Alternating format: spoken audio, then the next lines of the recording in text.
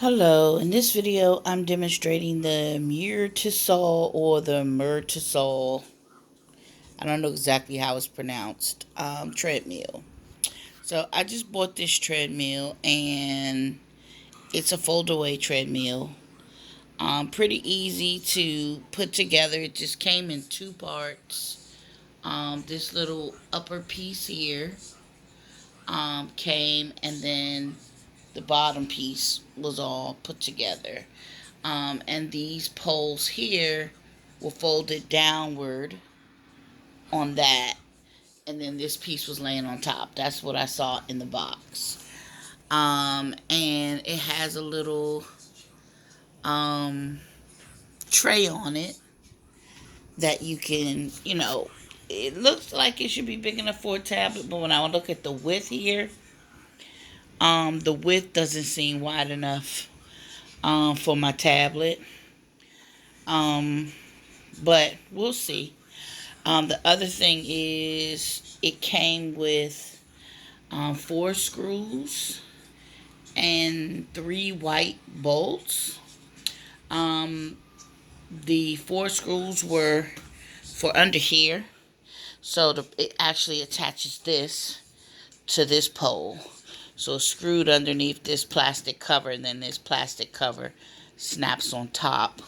And then this had two of these, but it already came with the one here, so I just used the extra one there to attach the other side. And then it came with that one there to bolt this in place, because it used to fold all the way in any direction. And then it has this little bolt here. If you look, it pushes in and out, and that's how it attaches to this one down here in the bottom. If you pull it from the other side, it pops out, but then when it pops back in, it pops into a hole down there in the corner.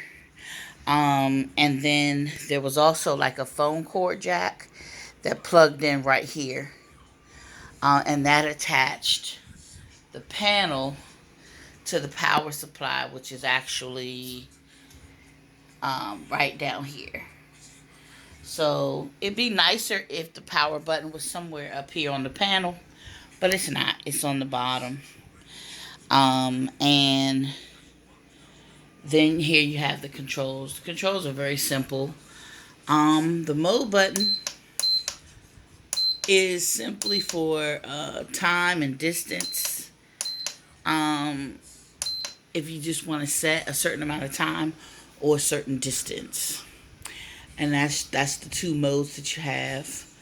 Programming. Once you put the mode and you set the mode you want, then you press program.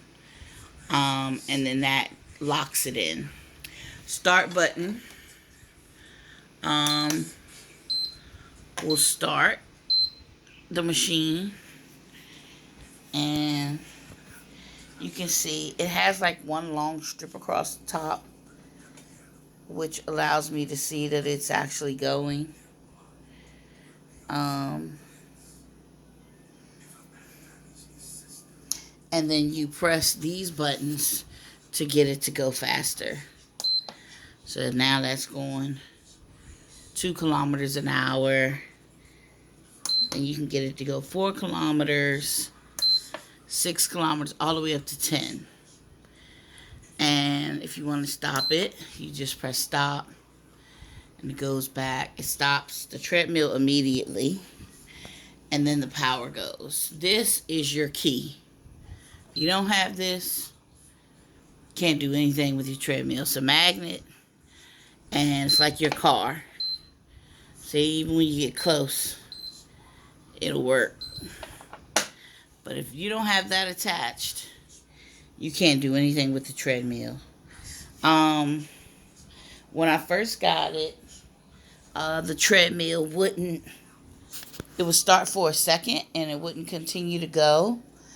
And then I read in the directions that if it doesn't go, It may need to be loosened because the band may be too tight.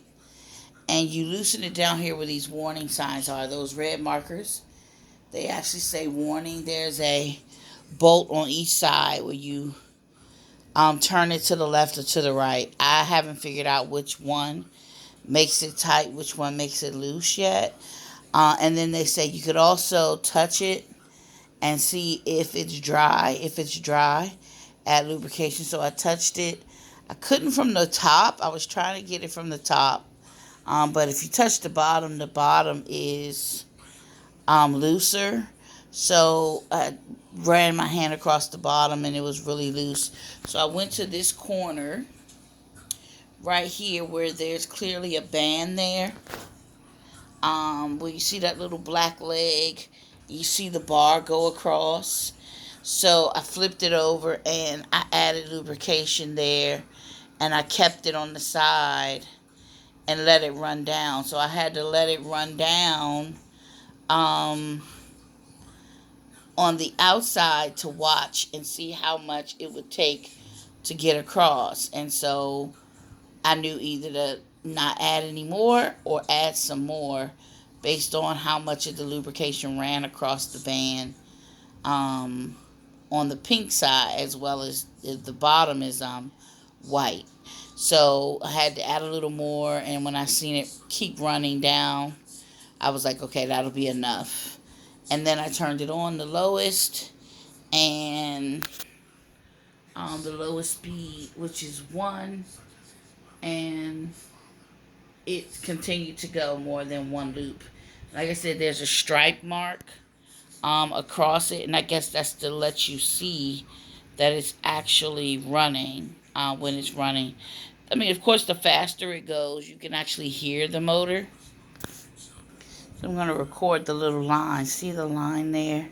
If you look at the top, there it goes. Follow it down. So that's how I know that the treadmill is running. When you see the line come through, there it is. It's not showing up. It's not a heavy line, but it's just enough to let you know that the treadmill is moving. And then I'll put it all the way on 10. So see, the faster it goes, the louder the motor is.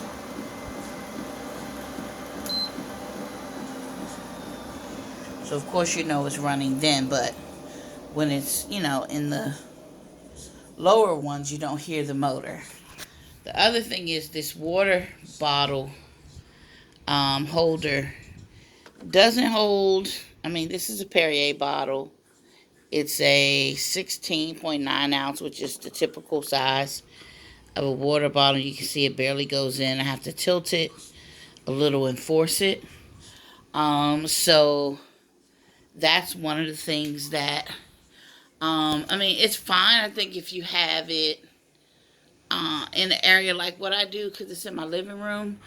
But if you want it in a workout room and all you have is other equipment, you're going to have to make sure you take a slender water bottle, and just, a cup, nothing like that's going to go into that holder.